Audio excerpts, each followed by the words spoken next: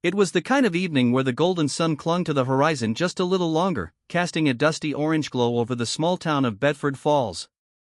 Tucked off Highway 68, a narrow two-lane road flanked by swaying wheat fields, sat Millie's Diner, a humble 24-hour joint that hadn't changed much since the 1960s. With red vinyl booths, a long chrome counter, and a jukebox that still played Elvis on request, it was the kind of place travelers stumbled into when they needed a strong cup of coffee or a warm plate of meatloaf. Millie Jacobs, the owner and heart of the diner, stood behind the counter wiping down coffee mugs. She was in her early 60s, with salt and pepper curls pinned back and eyes that sparkled with equal parts kindness and authority. Millie had run the diner for almost 40 years, taking over after her husband passed. She'd seen all kinds of people come and go, drifters, truckers, broken families, dreamers. But that night, something would happen that even all her years couldn't prepare her for. It was just past 10 p.m. when the truck rolled in. The rumble of the 18-wheeler echoed through the parking lot as it pulled in slowly, headlights dim. It wasn't unusual to see truckers stop for a late meal or a short nap, but Millie noticed something different. The truck didn't head for the front entrance. Instead, it eased into a far corner of the lot, where the overhead lamp flickered uncertainly. The engine cut off, and for several minutes, nothing happened. Millie kept glancing out the front window, curiosity piqued. It wasn't long before she saw movement. A tall, broad-shouldered man stepped out of the cab. He was wearing a faded blue shirt, grease-stained jeans, and a ball cap pulled low over his eyes.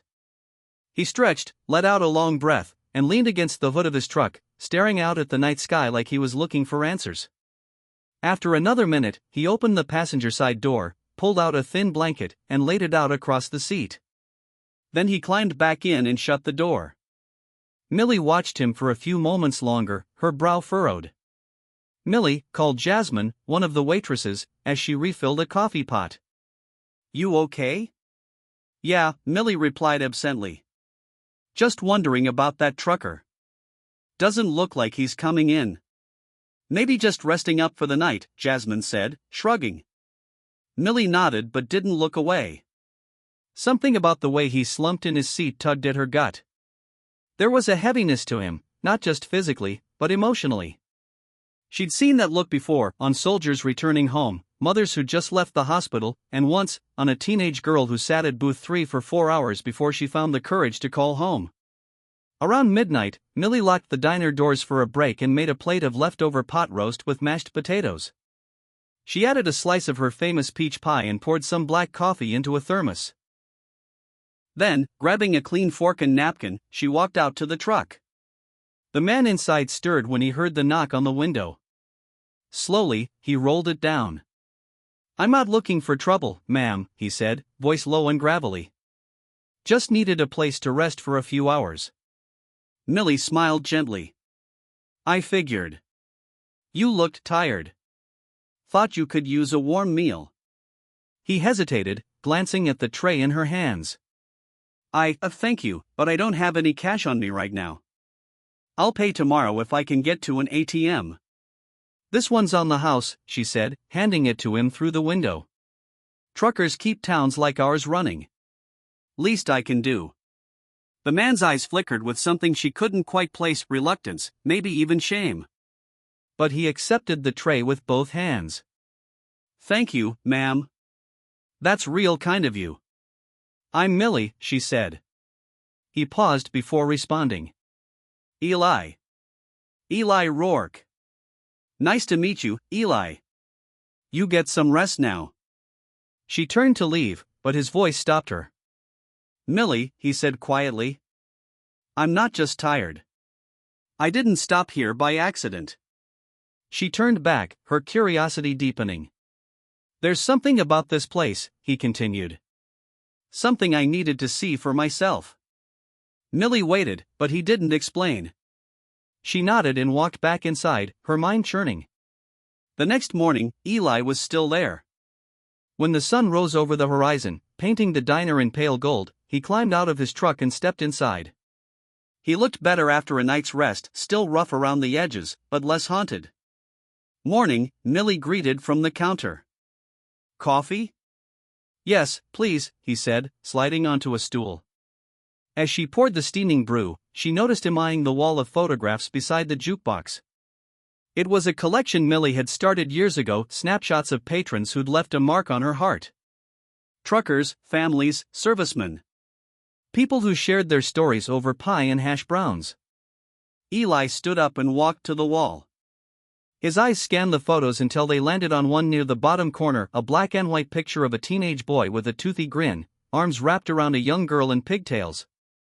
They were standing in front of the diner, both holding ice cream cones. Millie followed his gaze. "You knew them?" she asked. Eli nodded, swallowing hard. "The boy's name was Michael. He was my little brother." She looked at him more closely now. There was a resemblance, the same jawline, the same deep-set eyes. "He used to talk about this place," Eli said. "Said it was the only time he ever felt like things might be okay again." Millie felt her throat tighten. He and his sister came in one summer. Their mom was not well. They'd ride their bikes down here and sit in that booth by the window. "Booth 6, Eli whispered. "Yeah. He told me." Eli sat back down and stared into his coffee. "He died in Afghanistan 3 years ago," he said. "Stepped on an IED trying to pull a kid out of a building. I was on the other side of the country when they called." "I'm sorry," Millie said softly. "I was angry," he admitted. "At the war, at myself, at the world. I quit driving for a while. Just shut everything out. Then last week I found this old notebook of his things he wanted to do after deployment. One of them said, 'Go back to Millie's diner.'" Millie felt a lump rise in her throat. "So I figured," he continued, "maybe if I came here, I'd feel closer to him. Maybe I'd understand." She reached over and gently placed her hand on his. "You just did." Over the next few days, Eli became a regular. He helped Millie take out the trash, fixed a loose panel under the sink, and even repaired the jukebox. Customers started warming up to him, sensing the quiet strength in his presence. He still didn't talk much about the war or his brother, but Millie didn't press. She knew grief had its own clock. One afternoon, a young woman in her 20s entered the diner with a toddler on her hip. She looked exhausted, overwhelmed. Eli noticed her instantly. She ordered a grilled cheese and sat at booth 6 without realizing the weight of her choice. When the baby began to cry and the woman started to cry with him, Eli got up, knelt beside her, and offered to hold the baby while she ate. The woman hesitated, then handed the child over. The little boy stopped crying almost instantly. "You have kids?" she asked between bites. "No," Eli said quietly. "But I had a brother who would have been a great uncle." Weeks passed, and Eli stayed. What started as a rest stop became something more, a purpose, a home.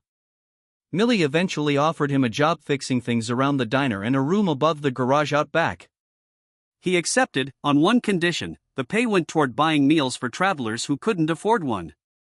And every Sunday, without fail, he cleaned booth 6 himself. One morning, as fall leaves began to scatter across the parking lot, a package arrived for Millie. No return address. Inside was a framed photo, an old picture of Michael in uniform, standing proudly with Eli beside him. Taped to the back was a handwritten note. "You gave him hope when no one else did. Thank you for being the light in our darkest days. Eli." Millie placed the photo beside the one of Michael and his sister on the wall. Beneath it, she added a small plaque that read, "For those who carry the weight and still find the strength to stop and rest." And for years to come, truckers who pulled into Millie's lot found more than a place to sleep. They found a place to heal. Because sometimes, the road brings you exactly where you need to be even if you don't know why.